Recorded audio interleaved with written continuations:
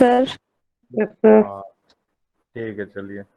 तो पिछली क्लासेस में हमने फ्लो चार्ट बता रहे थे आपको। पिछली क्लासेस में हमने जो फ्लो चार्ट के जो बेसिक स्ट्रक्चर थे वो सारी चीज़ें बताई थी। ठीक है, हमने 3 लेवल में बताया था, फर्स्ट लेवल, सेकेंड लेवल और थर्ड लेवल। ठीक है, तो आपको अपने दिमाग में फर्स्ट लेवल वेरी क्लियरली कर लेना है कि फर्स्ट लेवल हमसे बनना ही चाहिए। फर्स्ट लेवल के सिंबल थे, स्टार्ट था, ठीक है, प्रोसेस का था, ठीक है, एरो का था, इलिप्स था, बहुत चार पांच तरह के थे। ये चारों चीजें आपको अपने से बनना चाहिए। ठीक है, उसके बाद जो सेकंड लेवल था हमारा, जो सेकंड लेवल का था, सेकंड लेवल क्या बोलता था कि आप इंटरनली को कैसे शो कर सकते हो। ठीक है, प्रोसेस को आप कितने तरह से और शो कर सकते हो। ठीक है, इनपुट को आप और कितने तरीके से इनपुट आप ले सकते हो। ठीक है, और जो थर्ड लेवल था, थर्ड लेवल हमारा ये इंडिकेट कर रहा था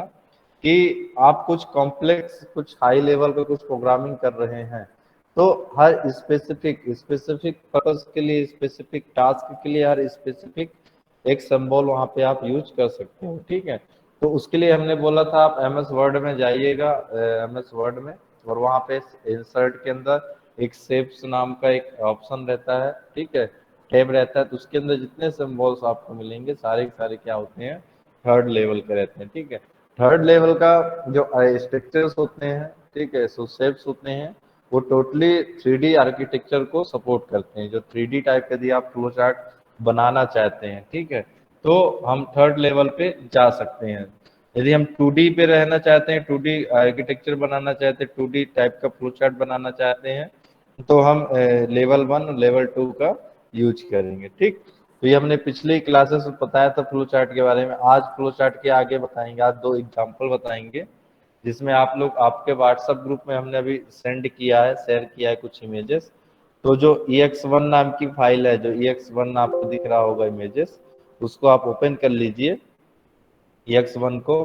तो ex1 पे जो हमने भेजा है, सबसे पहले जो ex1 है और ex2 दोनों, ये दो फ्लो चार्ट हमने भेजे हैं। ये दोनों फ्लो चार्ट किसके हैं, 2 नंबर को एडिशन करने के प्रोग्राम है, मतलब 2 नंबर को एडिशन करने का ये फ्लो चार्ट है। तो ex1 में देखेंगे तो सबसे पहले हमने क्या लिखा है, ये जो इलिप्स लिखा हुआ है, जो सर्किल लिखा हुआ है, ठीक है, तो स्टार्ट और स्टॉप हमने बताया था, जो इलिप्स होते हैं उसका यूज हम किया जाता है स्टार्ट और स्टॉप पर्पस के लिए आप कर सकते हो। ठीक है, तो स्टार्ट हमने किया, स्टार्ट मतलब दैट इज टर्मिनल, इसे क्या बोला जाएगा, टर्मिनल। तो जो आपको स्टार्ट दिख रहा है और स्टॉप दिख रहा है, दोनों टर्मिनल है, और दोनों के सिंबल्स कैसे होंगे, सेम है। दोनों के सिंबल्स कैसे होंगे, यहाँ पे सेम होंगे। ठीक है, उसके बाद आपने क्या दिखा है, यहाँ पे देखिए इनपुट लिखा है, इनपुट नंबर 1, इनपुट नंबर 2। तो यहाँ पे जो सिंबल्स आपको दिख रहा है, ठीक है, इस सिंबल को हमने क्या बताया था, इनपुट बताया था। ठीक है, एक हमने मैन्युअली का अलग बताया था, आपके पास मैन्युअली आप देना चाहते हैं तो आप उसको यूज कीजिए। इसको आपने यूज कर लिया, मतलब आप कैसा, ये डायनेमिकली है, ये कैसा है, यहाँ पे ये डायनेमिकली, मतलब नंबर 1 और नंबर 2 जो है वो कौन दे रहा है, यूजर के द्वारा एज ए डायनेमिकली हम यहाँ से गेटिंग करेंगे। ठीक, उसके बाद हमने क्या किया, एरो के द्वारा फिर नीचे आया हमने, तो यहाँ पे क्या किया, sum equal to num1 and num2। तो ये वाला जो बॉक्स है, ये बॉक्स किसका है, प्रोसेस का है, मतलब यहाँ पे क्या होगा, एडिशन होगा। तो एडिशन क्या है, हमारे एक प्रोसेस है, सब्सट्रैक्शन हमारा क्या है, एक प्रोसेस है। ठीक है, तो जो प्रोसेसिंग होगा, जो आपको प्रोसेस करना, जो आपको वर्क करना है, वो हमको कहाँ, किसमें देना है, ये जो प्रोसेस का सिंबल्स है इसके अंदर देना है। अब प्रोसेस का सिंबल्स होगा, तो प्रोसेस को जब भी सिंबल्स आप देंगे, याद रखिएगा, उसमें से एक इनपुट आना चाहिए और एक क्या जाना चाहिए, आउटपुट आना चाहिए। जब भी कोई प्रोसेसिंग होती है, तो प्रोसेसिंग सिंबल्स में हमेशा एक इनपुट आएगा, एक क्या आएगा, आउटपुट आएगा। तो इनपुट के लिए हमारा इनपुट, और आउटपुट के लिए भी क्या आएगा, हमारा जो आउटपुट का सिंबल है। जो इनपुट का आर्किटेक्चर है और जो आउटपुट का आर्किटेक्चर, दोनों का जो स्ट्रक्चर है कैसा है, सिमिलर रहता है यहाँ पे। ठीक, तो उसके बाद हमने क्या किया, प्रिंट सम किया और एंडिंग कर दिया। तो ये छोटा सा फ्लो चार्ट। अब इस फ्लो चार्ट को आप एल्गोरिथम से कंपेयर कीजिए। ठीक, तो यहाँ पे थोड़ा सा डिफरेंस क्लियर दिखेगा कि इस फ्लो चार्ट को देख देख के हमको ऐसा इजीली है बनाने में, तो इजीली एल्गोरिथम में आपको कम से कम इसके लिए 1 2 3 4 5 6 लाइन लिखनी पड़ती, कम से कम 5 to 6 लाइन वहाँ पे आपको लिखनी पड़ती। यहाँ पे आपको एक भी लाइनें नहीं लिखनी, यहाँ पे सीधे आपका आर्किटेक्चर बनाना है एंड शॉर्ट में लिखना है, स्टार्ट स्टॉप इनपुट लेना है, एडिशन करना है, सम लिखना है, ये सारी चीजें आप कर दीजिए। तो इस फ्लो चार्ट से ये पता चल रहा है कि आप ये जो प्रोग्राम बनेगा ये एडिशन का है। तो एडिशन का जो प्रोग्राम बनेगा सबसे पहले हमको उसमें इनपुट देना है, ठीक है। इनपुट देने के बाद हमें क्या करना है, उसको 2 नंबर का एडिशन करना है, ठीक है। एडिशन करने के बाद हमको उसका आउटपुट लेना है, ठीक है। आउटपुट लेने के बाद हमको सी प्रोग्रामिंग को क्लोज कर देना है, ठीक। तो इसमें 3 स्टेप पे हो जा रहा है, ठीक। अब नेक्स्ट एग्जांपल पे आइए, EX2, ठीक है। नेक्स्ट में आते हैं EX2 पे आते हैं, ठीक है। तो EX2 में भी सेम प्रोग्राम है, 2 नंबर का एडिशन करने का प्रोग्राम है, ठीक है। इसमें भी सेम चीजें हैं। तो यहाँ पे देखिएगा जो प्रोसेस है, यहाँ पे जो प्रोसेस दिया हुआ है, प्रोसेस सिंबल दिया हुआ है। तो अभी हमने क्या बताया कि जब भी आप प्रोसेसिंग करेंगे, ठीक है, जब भी हम प्रोसेसिंग करेंगे हमको एक इनपुट देना है, प्रोसेसिंग में एक क्या देना है, आउटपुट देना है, ठीक है। तो यहाँ पे स्टार्ट लिखा, स्टार्ट के बाद आपने क्या लिखा, declare variable num1 num2 and some, ठीक। तो यहाँ पे क्या हो रहा है, प्रोसेस हो रहा है। यहाँ पे क्या हो रहा है, प्रोसेस हो रहा है। किस चीज का प्रोसेस हो रहा है, डिक्लेरेशंस का प्रोसेस हो रहा है, ठीक है। तो प्रोसेस को हम 2 जगह पे यूज करते हैं, यहाँ ध्यान दीजिएगा। प्रोसेसेस को हम यहाँ पे 2 जगह पे यूज कर सकते हैं। पहली प्रोसेस यहाँ पे होती है जिसका एक इनपुट भी होगा, एक क्या होगा, एक आउटपुट भी होगा। एक प्रोसेस ऐसी होगी जिसमें हमको हमेशा इनपुट देना है और उसमें हमको आउटपुट लाना है, ठीक है। दूसरी प्रोसेस ऐसी होगी कि जिसमें इनपुट नहीं आएगा, जिसमें किसी भी तरह का इनपुट नहीं आएगा लेकिन आउटपुट उसका आएगा, ठीक है। उसमें इनपुट किसी भी तरह का नहीं आएगा लेकिन उसका क्या आएगा, आउटपुट आएगा आएगा, ठीक है। ये 2 चीजें होती है प्रोसेस को डिक्लेयर करने के लिए, इसीलिए हमने ये 2 फिगर लिखे हैं, अलग अलग लिखा हुआ है, अलग अलग से एग्जाम्पल कर दिया है इसीलिए।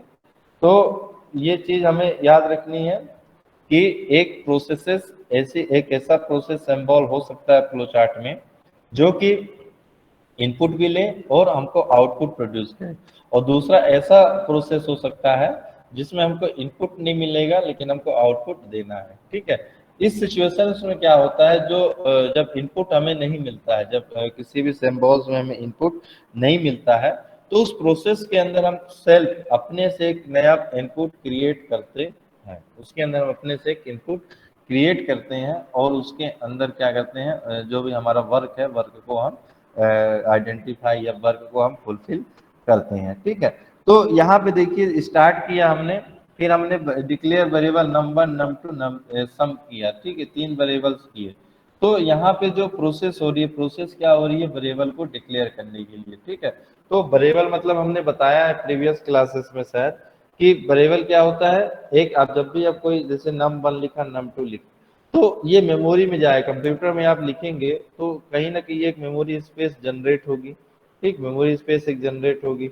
अब जब मेमोरी स्पेस जनरेट होगी तो वहां पे हम क्या पुट करेंगे, num1 पुट करेंगे, और वहां पे दूसरी जगह क्या पुट करेंगे, num2 पुट करेंगे, ठीक है। तो जब num1 और num2 जब मेमोरी एरिया में कैप्चर हो जाएगा, ठीक, तो num1 हमारा क्या हो गया, एक वेरिएबल का नाम हो गया, num2 हमारा क्या हो गया, एक वेरिएबल का नाम हो गया, और ये क्या कर रहे हैं, मेमोरी में एक एरिया को कैप्चर कर रहे हैं, ठीक है। तो वेरिएबल मतलब होता है एक मेमोरी, जब भी आप कोई नेमिंग करेंगे, naming of the memory location according to the user define, ठीक है। तो यूजर के अकॉर्डिंग, यदि आप यूजर हो तो यूजर के अकॉर्डिंग मेमोरी में जब भी आप एक स्पेस क्रिएट करोगे तो उसका एक कुछ ना कुछ आप नेमिंग रखोगे, ठीक। कंप्यूटर क्या करेगा, यदि आप कंप्यूटर का टर्म यूज करोगे तो कंप्यूटर यूज करेगा सिर्फ बाइनरी नंबर्स यूज करता है, ठीक है, 0 1 के या ऑक्टल नंबर के फॉर्मेट में या हेक्साडेसिमल नंबर के फॉर्मेट में हमको वहां से हुआ उसका एड्रेस हमको रिटर्न करेगा। तो वो चीजें क्या होती है, हमारे लिए डिफिकल्ट होती है, वो चीज हमारे लिए क्या हो जाती है, डिफिकल्ट हो जाती है। तो उसको सॉल्यूशन करने के लिए, उसको सॉल्यूशन प्रोवाइड करने के लिए हम अपने से एक वेरिएबल डिक्लेयर करते हैं, ठीक है। तो जब वेरिएबल डिक्लेयर करेंगे तो मेमोरी में एक स्पेस क्रिएट हो जाएगा हमारे वेरिएबल के नाम का, ठीक है। और उसका जो एड्रेस होगा, जो उसका एक एड्रेस होगा, क्योंकि हर मेमोरी स्पेस का अपने एक एड्रेस होगा, तो उसका जो एड्रेस होगा वह दूसरे सिंबल्स में दूसरे एक लोकेशन पे जाके स्टोर हो जाएगा थ्रू अ पॉइंटर। ठीक है, पॉइंटर का कंसेप्ट आगे पे है तो उसको पढ़ेंगे हम यहाँ पे। तो यहाँ पे हमने वेरिएबल का मतलब ये बताया कि एक मेमोरी लोकेशन हम जनरेट करेंगे।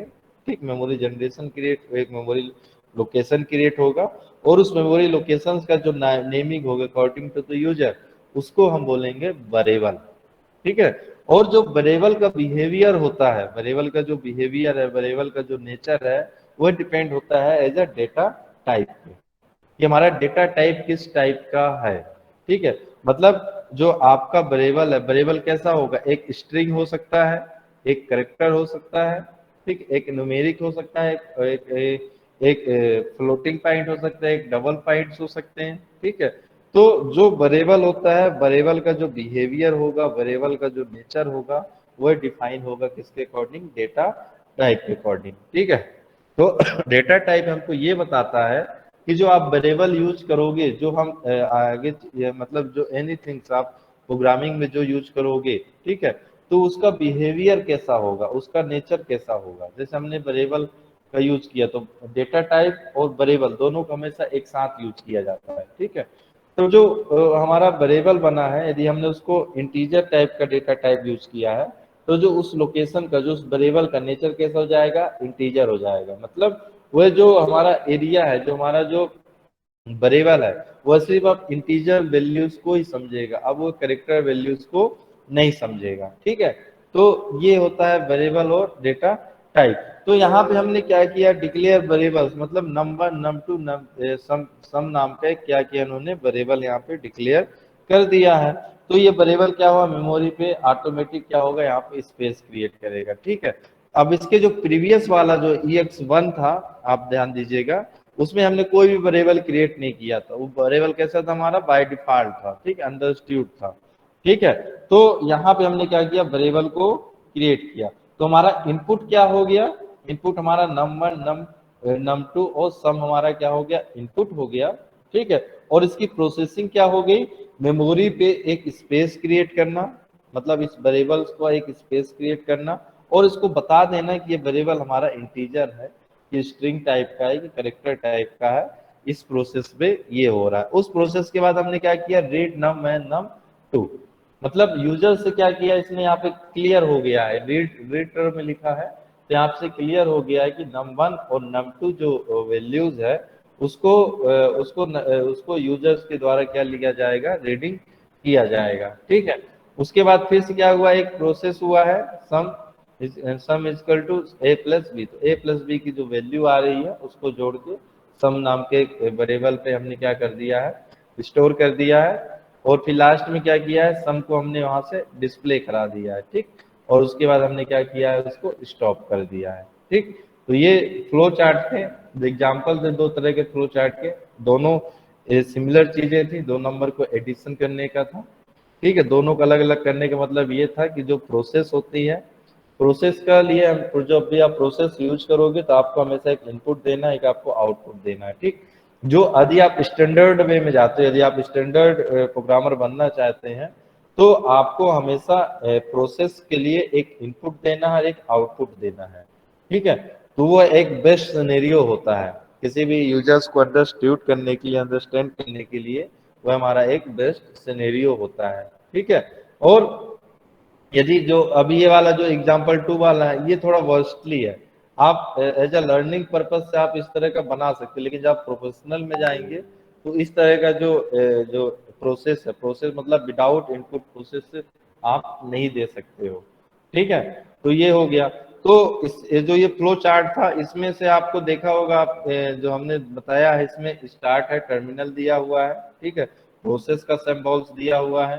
ठीक है, प्रोसेस के बाद आपका इनपुट आउटपुट का सिंबल दिया हुआ है, एरो का दिया हुआ है। ठीक है, तो ये चार तरह के जो सिंबल्स हैं ये पूरे क्या हो गए, इसमें कवर हो गए। लेकिन आप इसमें ध्यान दीजिएगा, कंडीशनल का भी हमने एग्जांपल नहीं दिया है। ठीक है, तो कंडीशनल कहाँ पे लगेगा, जहां पे हम लूपिंग यूज करेंगे और जहां पे हम ब्रांचिंग यूज करेंगे। पहले भी हमने बताया, एल्गोरिथम में भी हमने बताया है।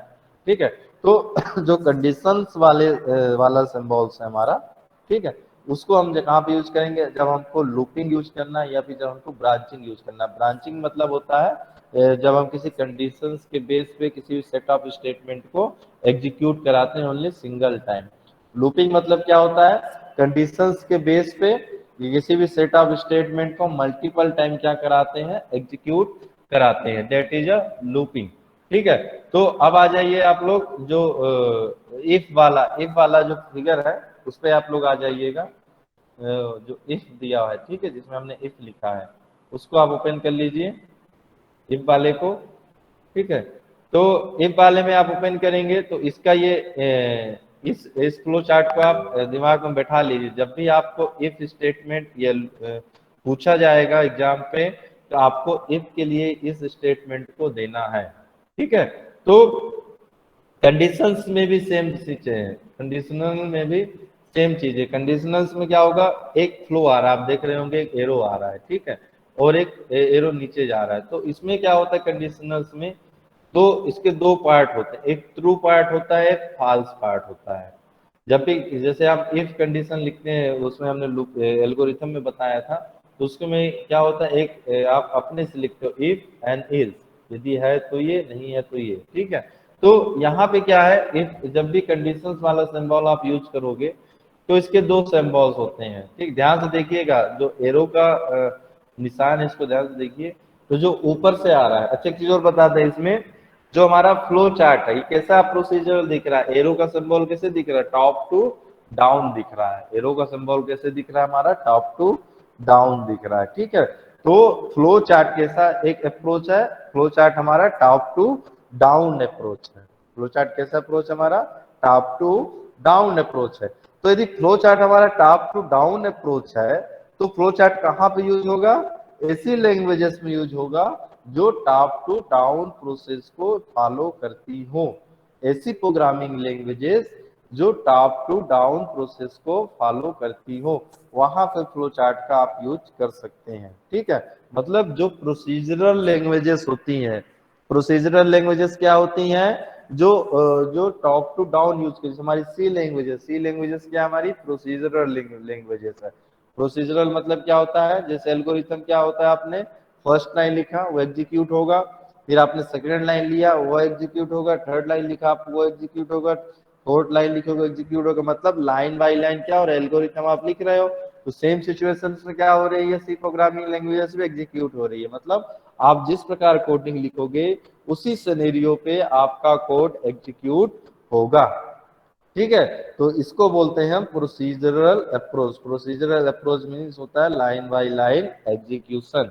ठीक है, और नॉन प्रोसीजरल एग्जीक्यूशन क्या होता है, अप्रोच क्या होता है, ऐसी प्रोग्रामिंग लैंग्वेजेस जो टॉप टू बॉटम अप्रोच को फॉलो ना करती हो, जो बॉटम टू अप हो। मतलब ऐसी प्रोग्रामिंग लैंग्वेजेस जो ऑब्जेक्ट ओरिएंटेड प्रोग्रामिंग कॉन्सेप्ट को सपोर्ट करती है। ठीक है, नॉन प्रोसीजरल में जनरली बोल रहे हैं, ठीक है, सभी नहीं बोल रहे हैं, जनरली ऐसी लैंग्वेजेस आती हैं, या आप generally object oriented programming languages आती हैं। ठीक है, इसमें क्या होता है, कहीं से भी आप कोई भी किसी भी लाइन को एग्जीक्यूट कर सकते हैं। इसमें कोई जरूरी नहीं कि आपने जो फर्स्ट लाइन पे लिखा है वो पहले एग्जीक्यूट होगा, सेकेंड लाइन में आपने जो लिखा हुआ है आपका सेकेंड टाइम एग्जीक्यूट होगा, थर्ड में आपने जो लिखा है वो आपका थर्ड टाइम एग्जीक्यूट होगा। ऐसा कहीं पे कुछ नहीं लिखा है, ऐसा नहीं होता ऑब्जेक्ट ओरिएंटेड प्रोग्रामिंग लैंग्वेजेस। जबकि जो प्रोसीजरल लैंग्वेजेस होती हैं उसमें लाइन बाय लाइन एग्जीक्यूशन होता है। ठीक है, तो फ्लो चार्ट कहाँ पे सुटेबल होगा, फ्लो चार्ट कैसे बन रहा है, टॉप टू बॉटम बन रहा है। इसका मतलब क्या हुआ, ऐसी प्रोग्रामिंग लैंग्वेजेस जो टॉप टू बॉटम अप्रोच को या प्रोसीजरल अप्रोच को फॉलो करती हो, वहां पे एल्गोरिथम भी आप यूज कर सकते हो और फ्लो चार्ट भी आप यूज कर सकते हो। ठीक है, नॉन प्रोसीजरल में क्या होता है, आपको पूरा प्रोसीजरल वे में बनाना पड़ेगा फ्लो चार्ट को, क्योंकि ये प्रोसीजरल वे में है, पूरा आपको प्रोसीजरल वे में बताना पड़ेगा। लेकिन उसके अंदर एक डायग्राम आ जाता है, एक डीएफडी आता है, डायग्राम आता है। ठीक, बहुत सारे डायग्राम्स आते हैं, उन डायग्राम्स के थ्रू फ्लो चार्ट को हम क्या कर देते हैं, डिवाइड कर देते हैं। डिफरेंस जो उसके पार्ट होंगे फ्लो चार्ट को, डिफरेंस हम पार्टीशंस कर देते हैं अलग अलग बॉक्सेस में। ठीक है, तो उससे क्या होगा, हमें पता चल जाता है कि ये लाइन को हमको यहाँ पे रखना है, इस बॉक्स को हमको यहाँ पे रखना है। ठीक, वो आपका अलग पार्ट है, खैर। ठीक, तो यहाँ पे ये बता रहे थे, इफ का बता रहे थे, इफ वाला आप लोगों ने खोल लिया होगा। तो यहाँ पे देखिए एक एरो ऊपर से आ रही है, कंडीशन स्टेटमेंट में आ रही है, ठीक है। तो जो ये एरो आ रही है, ये एरो आपकी कहाँ से आएगी, प्रोसेस से आ सकती है, जो आपका प्रोसेस सिंबल होगा, ठीक है, या फिर आपका जो इनपुट या आउटपुट सिंबल है वहां से आ सकती है, ठीक है। तो कंडीशनल में जो इनपुट होता है, कंडीशनल में जब भी हमको इनपुट देना है, वह हमेशा कहाँ से आएगा, इनपुट से आ सकता है, या आउटपुट से आ सकता है, या फिर हमारा प्रोसेस से आ सकता है। यहाँ पे हम कंडीशंस आप लिखेंगे, जो भी कंडीशंस आपको चेक करानी होंगे, तो उसके दो पार्ट होते हैं, एक होता है ट्रू होता है, एक होता है फॉल्स होता है। ट्रू होने पे क्या होता है, एक कोई ना कोई प्रोसेस एग्जीक्यूट होगी, ट्रू है तो कोई ना कोई प्रोसेस क्या होगी यहाँ पे एग्जीक्यूट होती है, फॉल्स है तो कोई ना कोई प्रोसेस क्या होगी यहाँ पे एग्जीक्यूट होगी, ठीक है। तो कंडीशंस हमारी ट्रू हो या फॉल्स हो, एक कोई ना कोई एक प्रोसेस वहां पे एग्जीक्यूट होती रहती है, ठीक है। तो ट्रू है तो ट्रू में क्या होगा, हमारा स्टेटमेंट एग्जीक्यूट होगा, जो हमारा स्टेटमेंट है, ठीक, हमारा एग्जीक्यूट होगा। और फॉल्स हो गया तो हमारा क्या होगा, कुछ भी एग्जीक्यूट नहीं होगा, ठीक। कहाँ पे आ जाएंगे हम, सीधे एग्जिट हो जाएंगे, इनडिप मतलब जो इफ स्टेटमेंट है उससे हम क्या हो जाएंगे, बाहर हो जाएंगे, ठीक है। तो इसको बोला जाता है इफ स्टेटमेंट, जो इफ स्टेटमेंट है उसका ये आर्किटेक्चर है, ठीक। सेकेंड में आइए, इफ एल्स में आते हैं, इफ एल्स में आते हैं, ठीक है। अब इफ एल्स में इफ वाले में देखिए एक चीज और बता दें, इफ वाला फिगर खोलिएगा तो इसमें ध्यान दीजिए, ट्रू एक पार्ट जो कंडीशनल्स है, कंडीशनल्स के एक पार्ट में लिखा है ट्रू, ठीक है। तो जो एक स्टैंडर्ड प्रोग्रामर होता है, तो ट्रू के जस्ट अपोजिट क्या होना चाहिए, फॉल्स होना चाहिए, इस चीज को ध्यान रखिएगा। इसमें उसके ट्रू के जस्ट बाद यहाँ पे फॉल्स लिखा हुआ है, ठीक है। तो आप ट्रू के जस्ट बाद में यहाँ पे फॉल्स लिख सकते हैं, और ट्रू के जस्ट अपोजिट भी आप वहां पे फॉल्स लिख सकते हैं, ट्रू का जो जस्ट अपोजिट वाला पार्ट है वहां पे भी आप फॉल्स स्टेटमेंट दे सकते हैं। ऐसा कोई जरूरी नहीं है कि ट्रू के बाद ही आपको यहाँ पे फॉल्स देना है, ठीक है। अब आते हैं इफ एल्स स्टेटमेंट में। नेक्स्ट जो फिगर है उस फिगर को ओपन कर लीजिए, जो फ्लो चार्ट है इफ एल्स स्टेटमेंट का, ठीक है। तो उसमें हम उसमें देखिए टेस्ट एक्सप्रेशन दिया, मतलब कंडीशनल्स दिया है, कंडीशंस का, कंडीशंस में जो एरो का सिंबल्स है, एरो सिंबल्स कहाँ से आएगा, इनपुट से आएगा या फिर आउटपुट से आएगा, ठीक है। इनपुट से आएगा या फिर आउटपुट से आएगा, या फिर कहाँ से आएगा, आपके प्रोसेस से आ सकता है। तो यहाँ पे हमने कंडीशन चेक कराई, एक ट्रू कराया एक फॉल्स कराया, ठीक है। तो ये आप कहीं कैसे भी लिख सकते हो, यहाँ पे देखिए फॉल्स को पहले लिख दिया है, ट्रू को बाद में लिख दिया, आप पहले ट्रू को भी लिख सकते हो और फॉल्स को भी लिख सकते हो, आप अपने अकॉर्डिंग यहाँ पे इसको चेंजेस कर सकते हो, ठीक।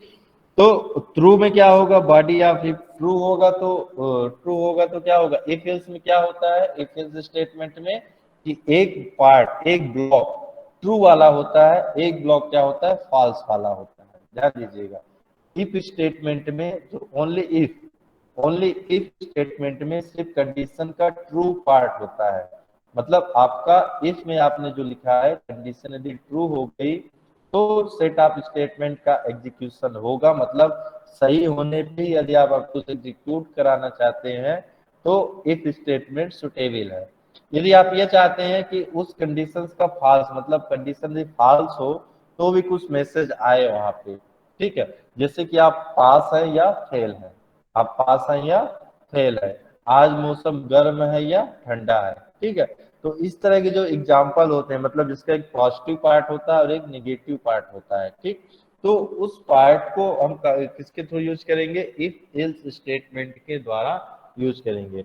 इफ स्टेटमेंट में क्या यूज करेंगे, जिसका हमेशा पॉजिटिव पार्ट होता हो या फिर हमेशा कैसा होता है, निगेटिव पार्ट होता हो, दोनों एक साथ नहीं होते हो, मतलब ऐसी कोई कंडीशन नहीं होगी जहाँ पे आप एक साथ ट्रू और निगेटिव आपको शो कराने हो, ठीक है।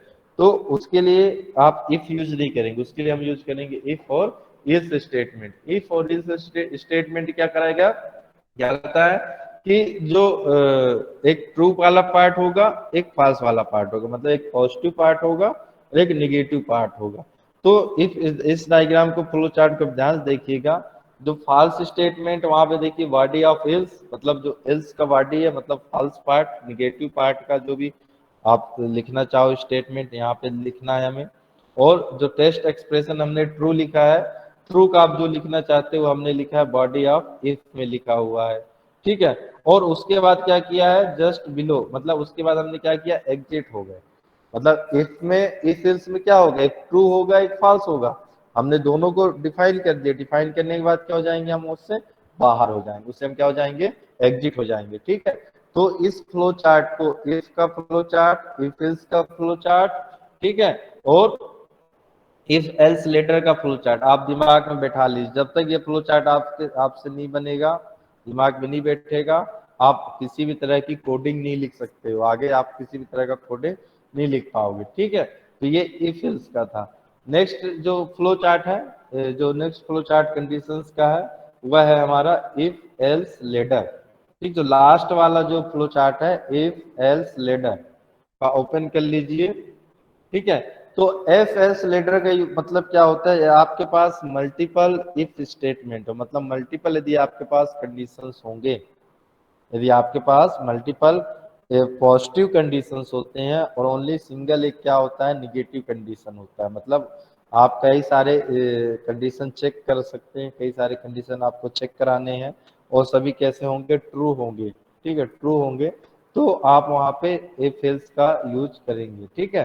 तो टेस्ट देखिए, पहला जो एक्सप्रेशन आया, पहला जो एरो आया है, वह आया है टेस्ट एक्सप्रेशन 1। पहला जो आया है हमारा, क्या आया है, टेस्ट एक्सप्रेशन 1 का आया है, ठीक है।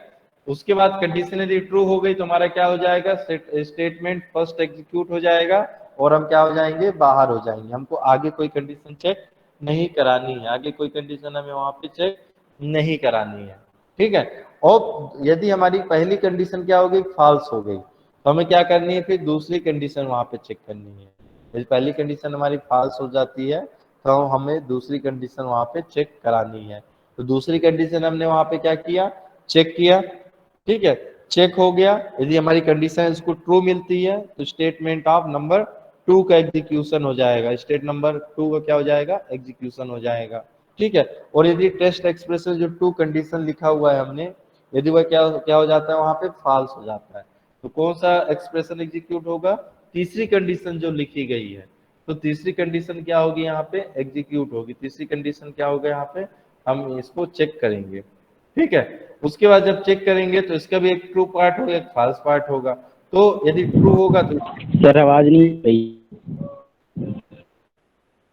आवाज एक भी नहीं आ रही है,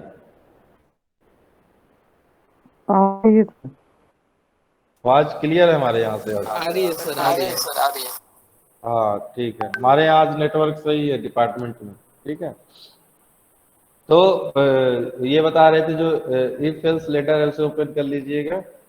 तो इसमें जो थर्ड कंडीशन है, मतलब तीसरा जो एक्सप्रेशन हमने बताया है, ठीक है। तो यदि वो कंडीशन क्या हो गया, हमारा ट्रू होता है, क्या हो गया, ट्रू हो रहा है, तो स्टेटमेंट नंबर 3 हमारा एग्जीक्यूट हो जाएगा। और यदि फॉल्स हो रहा है तो बॉडी ऑफ एल्स क्या होगा, एग्जीक्यूट होगा, जो बॉडी ऑफ एल्स है एग्जीक्यूट होगा।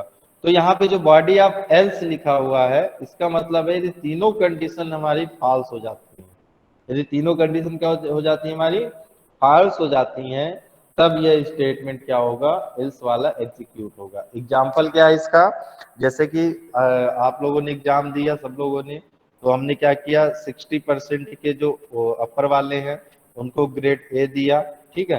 दूसरा कंडीशन हमने क्या दिया, यदि किसी बच्चे का 45 से लेके 50 से लेके 60 के बीच में है तो उसको हमने बी ग्रेड दिया, और जो 45 से लेके 50 के बीच में है उसको हमने सी ग्रेड दिया। और जब ये तीनों कंडीशन यहाँ पे ट्रू नहीं है, हमने क्या दे दिया, उसको डी ग्रेड दे के पास कर दिया, ठीक है। तो इस तरह के जब मल्टीपल कंडीशंस होते हैं तो वहां पे हम इफ एल्स लेटर का यूज करते हैं। अब यहाँ पे आप 3 कंडीशन भी हो सकती है, 4 कंडीशन भी हो सकती है, 5 कंडीशन भी हो सकती है, आप जितनी कंडीशन देना चाहें आप यहाँ पे दे सकते हैं, ठीक है। अब कंडीशंस देने के लिए याद रखिए, अब यहाँ पे क्या होता है, सी प्रोग्रामिंग लैंग्वेज में कई तरह के ऑपरेटर्स यूज किए जाते हैं, ठीक है। ऑपरेटर, ऑपरेटर क्या होता है, एक तरह का सिंबल्स होता है। ऑपरेटर मतलब क्या हो गया, प्लस माइनस इक्वल टू, ये सारे सारे क्या है, ऑपरेटर्स है, ठीक है। तो बेसिकली इसमें 6 या 7 टाइप के टोटल ऑपरेटर्स होते हैं, टोटल नंबर ऑफ कैटेगरीज होती है। ठीक है, उसमें से हम अभी 3 तरह का ऑपरेटर्स, 3 टाइप्स ऑफ ऑपरेटर्स बता रहे हैं। पहला ऑपरेटर्स होता है अरिथमेटिक ऑपरेटर्स, दूसरा ऑपरेटर होता है रिलेशनल ऑपरेटर, फोर्थ ऑपरेटर्स होता है हमारा लॉजिकल ऑपरेटर्स। ठीक है, तो ये जो 3 तरह के ऑपरेटर्स हैं, 3 तरह की जो ऑपरेटर्स की कैटेगरीज है, ये बेसिक कैटेगरीज है। ठीक है, ये आपको हर प्रोग्रामिंग लैंग्वेजेस में मिलेंगी ही मिलेंगी। ठीक, पहला हमारा होता है अरिथमेटिक ऑपरेटर्स।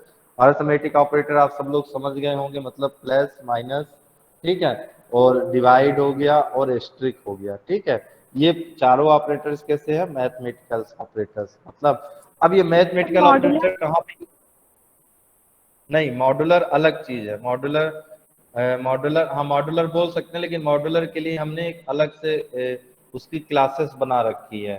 ठीक है, जो मॉड्यूलर मैथमेटिकल ऑपरेटर है उसके लिए हमने एक अलग से उसकी क्लासेस बना रखी है। बेसिकली क्या है, 4 टाइप ऑफ है यहाँ पे। पहला है हमारा प्लस माइनस डिवाइडर। ठीक है, डिवाइडर का यूज करके हम वहाँ पे मॉड्यूलर निकालते हैं थोड़ा सा।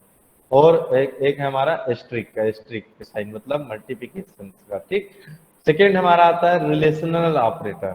रिलेशनल ऑपरेटर क्या हो गया हमारा? ग्रेटर देन हो गया, ग्रेटर देन इक्वल टू हो गया, लेस देन हो गया, लेस देन इक्वल टू हो गया। ठीक है, ये होते हैं हमारे रिलेशनल ऑपरेटर। मतलब एक ऑपरेटर्स को, मतलब जो एक वेरिएबल्स को दूसरे वेरिएबल्स के बीच में रिलेशनल बताते हो। ठीक, जैसे ए ग्रेटर देन बी, तो यहाँ पे क्या बता रहे हैं? ये रिलेशनल बता रहे हैं। रिलेशंस क्या है इनके बीच में? इक्वल इक्वल टू एक है, ए इक्वल इक्वल टू बी, क्या ए बी के बराबर है? सिंगल इक्वल का मतलब अलग होता है, सिंगल इक्वल मतलब होता है असाइनमेंट। ठीक है, वह असाइनमेंट ऑपरेटर है। सिंगल इक्वल का मतलब होता है असाइनमेंट। डबल इक्वल टू का मतलब होता है, इक्वल का मतलब होता है इक्वल टू। मतलब आप दो ऑपरेटर्स को, दो वेरिएबल्स को आप क्या कर रहे हैं? वहां पे कंपेयर कर रहे हैं, मतलब ए इक्वल इक्वल टू बी। ठीक है, तो ये होते हैं हमारे रिलेशनल ऑपरेटर्स। ठीक है, थर्ड वन है हमारा लॉजिकल ऑपरेटर। तो लॉजिकल ऑपरेटर किसे बोलते हैं? हमारे एंड और नॉट। ठीक है, एंड और नॉट। एंड मतलब दोनों, एंड मतलब क्या होता है? ए एंड बी, मतलब क्या हुआ इसका? ए और बी, ठीक है, दोनों क्या होने चाहिए? ट्रू होने चाहिए। ए और बी, ध्यान दीजिएगा, ए एंड बी। एंड मतलब होता है बोथ, एंड का मतलब क्या होता है? बोथ। और का मतलब क्या होता है? ए और बी, मतलब बोथ नहीं है यहाँ पे, दो में से कोई एक। ठीक है, दो में से कोई एक है। ठीक है, एक है नॉट, नॉट मतलब है दोनों नहीं। ठीक है, एंड का जस्ट अपोजिट नॉट। अब इनका यूज कैसे करना है हमको, इस चीज को ध्यान दीजिए, जो फ्लो चार्ट में हम बता रहे हैं इनका यूज। तो जो मैथमेटिकल ऑपरेटर होते हैं, जो हमारे पास मैथमेटिकल ऑपरेटर्स अवेलेबल हैं, इनको आपको हमेशा प्रोसेस में देना है। जब भी हम प्रोसेसिंग करेंगे, जब भी हम प्रोसेस का सिंबल यूज करेंगे, तो मैथमेटिकल ऑपरेटर्स को हमेशा प्रोसेस के अंदर देना है। ठीक है, ये फैक्ट बात है, मतलब आपको रूल्स बता रहे हैं। यदि आप कंडीशंस देना चाहते हैं, जो कंडीशंस देना चाहते हैं आप, तो कंडीशंस में आप किसे देंगे? जो हमारे लॉजिकल ऑपरेटर्स हैं और रिलेशनल ऑपरेटर्स हैं। रिलेशनल ऑपरेटर या लॉजिकल ऑपरेटर्स के थ्रू हम कंडीशंस देते हैं। अब यहाँ पे दोनों ऑपरेटर्स का मतलब क्या होता है? यदि आप किसी कोई एक कंडीशन बनाना चाह रहे हैं, ठीक, जैसे ए लेस देन बी, हमारी क्या हो गई? एक कंडीशन, ओनली सिंगल कंडीशन हो गई।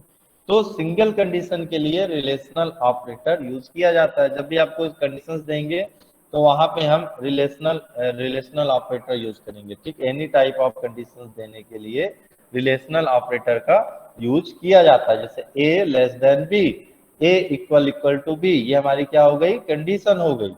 ठीक है, अब यदि आप चाहते हो, आपके पास दो या दो से अधिक कंडीशन बन रही है, ठीक है, आपके पास दो या दो से अधिक कंडीशन बन रही है, जैसे ए लेस देन बी और एक बन रही है ए इक्वल इक्वल टू बी। यदि दो कंडीशन आप एक साथ चेक कराना चाहते हैं, उसके लिए हम यूज करेंगे लॉजिकल ऑपरेटर।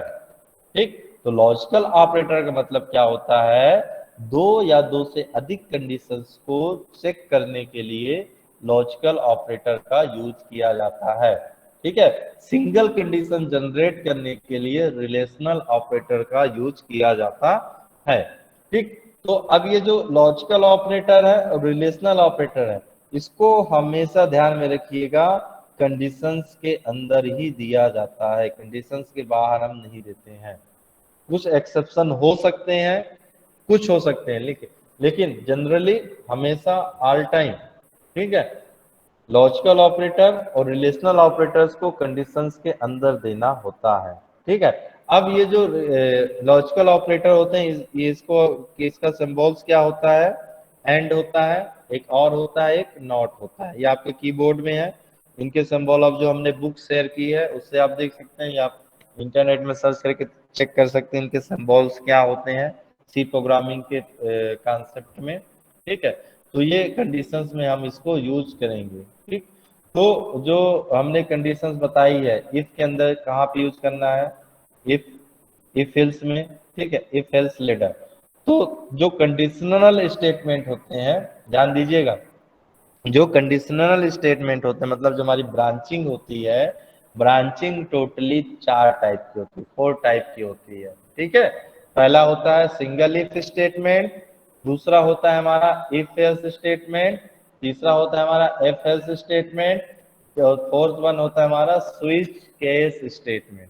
फोर्थ हमारा होता है स्विच केस स्टेटमेंट। ठीक है, तो switch case statement generally flow chart में यूज नहीं करते हैं। ठीक है, जब हम इसका अलग से जब क्लास लेंगे स्विच केसेस का, तो वहां पे बताएंगे। ठीक, तो यहाँ पे बताने का मतलब ये है हमारा कि जो इफ है, इफ एल्स स्टेटमेंट है, और एफ एल्स लेटर स्टेटमेंट है, यहाँ पे आप एनी टाइप ऑफ किसी भी तरह का लॉजिकल ऑपरेटर यूज कर सकते हो और रिलेशनल ऑपरेटर यूज कर सकते हो। ठीक है, लेकिन जो स्विच केस होता है, स्विच केस के थ्रू भी हम कंडीशंस को चेक करते हैं। ठीक है, लेकिन जो स्विच केस स्टेटमेंट होता है, वहां पे सिर्फ हम इक्वलिटी कंडीशंस को ही चेक कर सकते हैं, जैसे कि a equal to B, C equal to D. यदि आप कुछ इक्वलिटी कंडीशंस चेक करनी है, ठीक है, तो हम क्या यूज करेंगे, स्विच केस स्टेटमेंट वहां पे यूज करेंगे। ठीक, तो कंडीशनल स्टेटमेंट जो ब्रांचिंग होती है हमारी 4 टाइप की होती है। ठीक, एक बार और बता दे रहे हैं, बहुत इंपॉर्टेंट चीज है ये। जो इफ स्टेटमेंट है, इफ स्टेटमेंट का जो सिंबल हमने फ्लो चार्ट भेजा है, उसका एक ट्रू पार्ट होता है, ट्रू पार्ट होगा तो कोई सेट ऑफ स्टेटमेंट को आप एग्जीक्यूट कराएंगे, फॉल्स पार्ट होगा तो आप सीधे बाहर आ जाएंगे। ठीक, इफ एल्स में क्या होता है कि उसका एक ट्रू पार्ट होता है, एक फॉल्स पार्ट होता है। यदि आप ट्रू वाला एग्जीक्यूट कराएंगे तो ट्रू स्टेटमेंट एग्जीक्यूट होगा और आप सीधे बाहर आ जाएंगे। ठीक है, फ्लो से। यदि फॉल्स होता है हमारा कंडीशन, तो हमारा फॉल्स वाला स्टेटमेंट एग्जीक्यूट होता है और हम कहाँ पे आ जाएंगे, सीधे बाहर आ जाएंगे। ठीक, उसी तरह इफ एल्स लेटर में क्या होता है, हमारा ट्रू कंडीशन हमारी ट्रू हो गई तो उसका ट्रू वाला पार्ट एग्जीक्यूट होता है और हम सीधे क्या आ जाएंगे, बाहर आ जाएंगे। यदि फॉल्स होता है तो हम दूसरी कंडीशन वहां पे चेक करेंगे और दूसरी कंडीशन चेक करने के बाद हम आगे का फर्दर डिसीजन लेंगे कि हमको एग्जिट होना है कि बाहर होना है। ठीक है, तो ये जो चीजें बताई हैं ये बहुत इंपॉर्टेंट चीजें हैं। ये सी प्रोग्रामिंग्स की हार्ड होती है, कोई प्रोग्रामिंग लैंग्वेजेस है उसका ये हार्ड है। जब तक आपसे ब्रांचिंग लूपिंग नहीं बनेगा तो आप किसी भी तरह की प्रोग्रामिंग का लॉजिक नहीं बना सकते हैं। ठीक है, तो यदि आपको इफ ब्रांचिंग और लूपिंग स्टेटमेंट सीखना है तो सबसे पहले आपको उसका फ्लो चार्ट दिमाग में बैठाना पड़ेगा, फ्लो चार्ट उसका कैसे होता है, कैसे बनता है उसका फ्लो चार्ट। ठीक है, तो आपको दिमाग में बैठाना पड़ेगा। अब हम आपको अभी आपके ग्रुप में लूपिंग का भेज रहे हैं, इमेजेस भेज रहे हैं। ठीक है, तो यहाँ पे लूपिंग का हमने भेजा है अभी इमेजेस। ठीक है, पहुंच गया, लूप का इमेजेस पहुंच गया। तो जो लूपिंग होती है, जैसे कि जो ब्रांचिंग स्टेटमेंट है, ब्रांचिंग स्टेटमेंट 4 टाइप के ब्रांचिंग स्टेटमेंट होते हैं, जैसे इफ हो गया, इफ एल्स हो गया, एफ एल्स हो गया, लेटर हो गया और स्विच केसेस हो गया। तो यहाँ पे देखिए सबका वर्किंग प्रोसीजर कैसा है, अलग अलग टाइप का है। सबका वर्किंग प्रोसीजर कैसा है, यहाँ पे अलग अलग टाइप का, आप उसको आइडेंटिफाई कर सकते हो। लेकिन जो हमारी लूपिंग होती है, जो हमारा लूपिंग होता है, जैसे हमने बताया कि आपको एल्गोरिथम आप लिखो तो आप वाइल लूप को लिखिए। वाइल लूप बहुत अच्छा होता है एज एल्गोरिथम लिखते समय। लेकिन जब आप प्रोग्रामिंग लिखेंगे तो प्रोग्रामिंग के टाइम पे फॉर लूप बहुत अच्छा होता है, क्योंकि फॉर लूप हमारा स्पेस कॉम्प्लेक्सिटी बहुत कम लेता है, स्पेस बहुत कम गैदर करता है as a compare to while loop. ठीक है, तो उसी तरह यदि आप लोगों को अब यहाँ पे लूपिंग करना है, आप फ्लो चार्ट में यदि हमें लूपिंग बनाना है तो लूपिंग यहाँ पे 4 तरह की होती है। ठीक है, किसी प्रोग्रामिंग लैंग्वेज में लूपिंग हमारी 4 तरह की होती है, सी में 3 तरह की होती है। ठीक है, पहला होता है हमारा वाइल लूप, दूसरा हमारा डू वाइल लूप, तीसरा होता है हमारा फॉर लूप। ठीक है, तो सी में टोटली 3 तरह की हमारी लूपिंग होती है। तो ये जो लूपिंग होती है इनके लिए एक कॉमन फ्लो चार्ट हमने बनाया है यहाँ पे, ये कॉमन फ्लो चार्ट है। ठीक है, तो इस कॉमन फ्लो चार्ट में हमने पहले भी बताया है जब एल्गोरिथम बताए थे, तो किसी भी लूपिंग स्टेटमेंट के टोटली 3 पार्ट होते हैं। जब भी आप लूपिंग यूज करोगे तो उसके 3 पार्ट होंगे। मतलब जब भी आपको कंडीशन चेक करना है तो कंडीशन चेक करने से पहले आपको एक इनपुट आएगा, इसमें प्रोसेस नहीं आएगा, इसमें क्या आएगा, इनपुट आ सकता है। ठीक है, या प्रोसेस भी आ सकता है। ठीक, तो इसमें क्या आएगा, एक पहला पार्ट होता है इनिशियलाइजेशन। पहला होता है हमारा पहला जो फेस होता है लूपिंग का होता है इनिशियलाइजेशन। इनिशियलाइजेशन मतलब एक ऐसा वेरिएबल आपको क्रिएट करना है जिस वेरिएबल की मदद से आपको क्या करना है, कंडीशन को चेक करना है और लूपिंग को आपको आगे बढ़ाना है या पीछे घटाना। मतलब आपको एक कॉमन एक ऐसा वेरिएबल डिक्लेयर करना है जिसकी मदद से हम लूपिंग के वर्किंग को कर सकें। ठीक है, और उसके बाद हमने क्या किया, उसके बाद हम देंगे कंडीशन। सेकेंड स्टेप होता है इसका कंडीशन होता है। ठीक है, यदि कंडीशन हमारी ट्रू हो गई तो जो भी आपको बॉडीज देनी है, जो भी आपको स्टेटमेंट एग्जीक्यूट कराने हैं, आप स्टेटमेंट को एग्जीक्यूट कराइए। जब आप स्टेटमेंट एग्जीक्यूट करा देंगे तो उस लास्ट वाली लाइन पे आपको क्या देना है, इंक्रीमेंट देना है या फिर डिक्रीमेंट देना है। ठीक है, तो इंक्रीमेंट और डिक्रीमेंट का मतलब क्या होता है, ये लूप को आपको आगे बढ़ाना है कि घटाना है। ठीक, लूप मतलब आपको पॉजिटिव वे में लेके जाना है या निगेटिव, मतलब जब आप चलते हो रोड में तो आप आगे जा सकते हो या पीछे जा सकते हो, आपको कैसे जाना है। ठीक है, तो करेंट पोजीशन से जो वेरिएबल आपने डिक्लेयर किया, इनिशियलाइजेशन किया है, उस वेरिएबल से आपको कहाँ आगे, तो कंडीशन आपने दिया होगा, एक कंडीशन दी होगी आपने, तो उस कंडीशन तक जाने के लिए आपको क्या अप्लाई करना है, इंक्रीमेंट अप्लाई करना है या डिक्रीमेंट अप्लाई करना है। तो ये आपको आपके ऊपर है कि आप उसको कैसे फॉलो करते हैं। ठीक है, यदि आप इंक्रीमेंट कर रहे हैं या डिक्रीमेंट कर रहे हैं तो फिर कहाँ जाएगा, सीधे ये कंडीशन चेक करेगा। कहाँ पे जाएगा, अब ये इनिशियलाइजेशन पे नहीं जाएगा। आप यहाँ पे देखिए फ्लो चार्ट में भी बना हुआ है, ये कहाँ पे जा रहा है, कंडीशन को चेक कर रहा है कि क्या हमारा स्टेटमेंट ट्रू है या फॉल्स है। तो अब ये जो फ्लो बन गया हमारा, यहाँ पे जो फ्लो बन गया है, ये फ्लो हमारा कंटिन्यूसली क्या होता रहेगा, फ्लो होता रहेगा जब तक कंडीशन हमारी फॉल्स नहीं हो जाती। और जैसे कंडीशन हमारी फॉल्स हो जाएगी तो हम इफ स्टेटमेंट से क्या हो जाएंगे, एग्जिट्स हो जाएंगे। इफ स्टेटमेंट से कैसे हो जाएंगे, हम बाहर हो जाएंगे। ठीक है, जो कंडीशन है, कंडीशन से हम क्या हो जाएंगे, बाहर हो जाएंगे। ठीक है, तो लूपिंग का मतलब ये हमने क्या बताया, कंडीशन के बेस में सेट ऑफ स्टेटमेंट को मल्टीपल टाइम एग्जीक्यूट कराने के लिए हम लूपिंग स्टेटमेंट का यूज करते हैं, जिसके बेसिकली 3 पार्ट्स होते हैं। First part is initialization, second part is condition, third part is increment या डिक्रीमेंट। तो सबसे पहले आपको इनिशियलाइजेशन क्लियर करना है। इनिशियलाइजेशन देने के बाद जो लूपिंग मतलब आपका लूपिंग स्टार्ट कहाँ से हो रहा है, that is initialization. Conditions means क्या होता है, आपकी लूपिंग कहाँ तक जाएगी। आपने जैसे दिया a इक्वल टू 0, क्या a इक्वल टू 0 है, क्या a ग्रेटर देन 10, तो आपकी लूपिंग कहाँ से हो गई, 0 से लेके 9 तक का हो गया। ठीक है, तो कंडीशन हमारी क्या हो गई, यहाँ पे आप बना सकते कंडीशन अपने से। और उसके बाद आपने क्या किया, कंडीशन हमारी ट्रू हो गई, बॉडी एग्जीक्यूशन हुआ। उसके बाद हमने इंक्रीमेंट डिक्रीमेंट दिया, कंडीशन हमारी इंक्रीमेंट हो रहा है, कंडीशन चेक करेगा क्या कंडीशन ट्रू हो गई, यस हो रही है, फिर से सेम प्रोसीजर अपनाएगा, फिर से बार बार क्या करेगा, लूपिंग में चारों ओर ये चक्कर काटते रहेगा। और जैसे कंडीशन इसकी फॉल्स हो जाएगी तो लूप से क्या हो जाएगा, ये बाहर हो जाएगा। ठीक है, तो आपको यदि लूपिंग का सिंबल बनाना है, लूपिंग का फ्लो चार्ट बनाना है तो आप इस तरह से इसको बना सकते हैं। ठीक है, तो ये कॉमन आर्किटेक्चर था, ये सभी जितने तरह के लूपिंग है हर तरह के लूप में इसका यूज किया जा सकता है। ठीक है, तो ये थी आज की क्लासेस। आज की क्लासेस में हमने फ्लो चार्ट बताया, फ्लो चार्ट का एक एग्जांपल बताया, एंड आप कंडीशंस के लिए और लूपिंग के लिए किस तरह का आप फ्लो चार्ट यूज करते हो, ये चीजें बताई हैं। ठीक है, तो ये फ्लो चार्ट को आपसे बनना चाहिए, जो आज हमने बताया है ये फ्लो चार्ट आपसे बनना चाहिए। और जब तक ये फ्लो चार्ट नहीं बनेगा आप लॉजिक क्रिएट नहीं कर सकते हैं। ठीक है, अब किसी को कुछ पूछना हो तो आप लोग पूछ सकते हैं। Any doubt regarding to today's classes?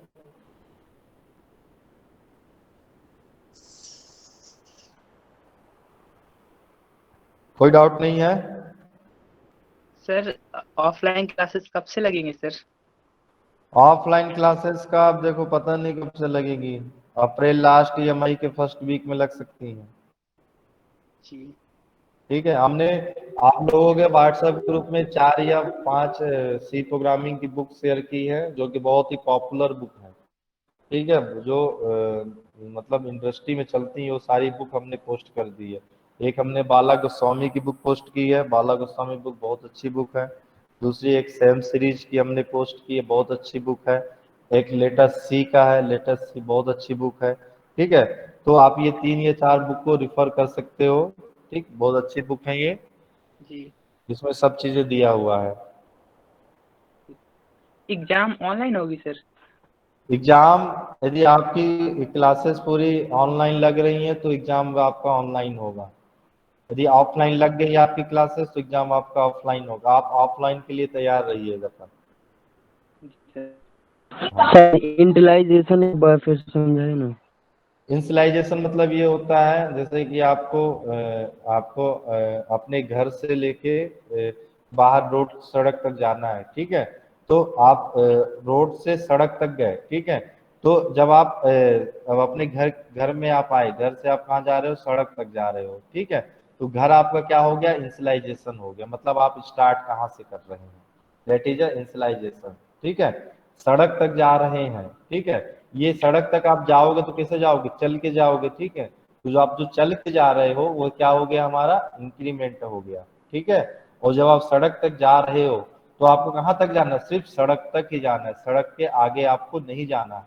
तो ये क्या हो गया, हमारा कंडीशंस हो गया। ठीक है, तो यहाँ पे हम एक ऐसा सिंबल यूज करते हैं जहां से हमको लूपिंग स्टार्ट करनी है। ठीक है, यदि हम लूपिंग जहां से स्टार्ट कर रहे हैं दैट इज अ इंसलाइजेशन। लूपिंग में हमको कहाँ तक जाना है, that is a condition. Condition के थ्रू आप डिफाइन करोगे कि हमको यहाँ तक जाना है।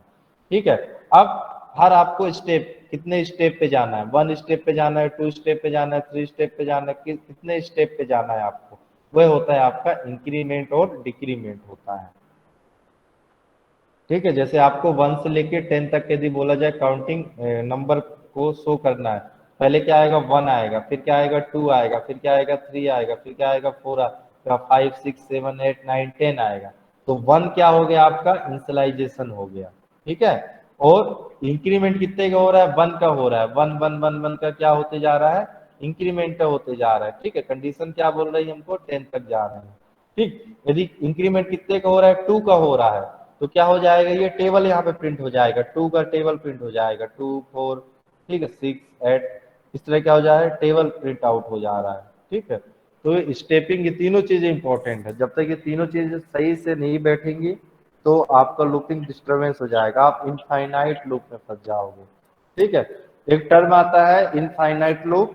तो इनफाइनाइट लूप का मतलब ये होता है जब भी आप कुछ कंडीशंस को गलत दे देते हैं, आप कंडीशंस आप दिए हो और कंडीशन आपने कुछ गलत दे दी है, तो गलत दे दी मतलब लूप तो चलेगा ही चलेगा, श्योर है चलेगा। और ये ऐसा लूप चलेगा कि आप लूप में ही फंस जाओगे, आप लूप से आप एग्जिट नहीं हो सकते हो, that is a infinite loop. ठीक है, तो यदि आप कुछ लॉजिकल गलती करते हो तो लूपिंग आपका तो चलेगा नहीं, पहली बात। ठीक, यदि चल गया, कुछ आपने गलत किया है तो इनफाइनाइट में फंस जाए, इनफाइनाइट से आप बाहर नहीं आ सकते हो। ठीक है, और किसी कुछ डाउट है?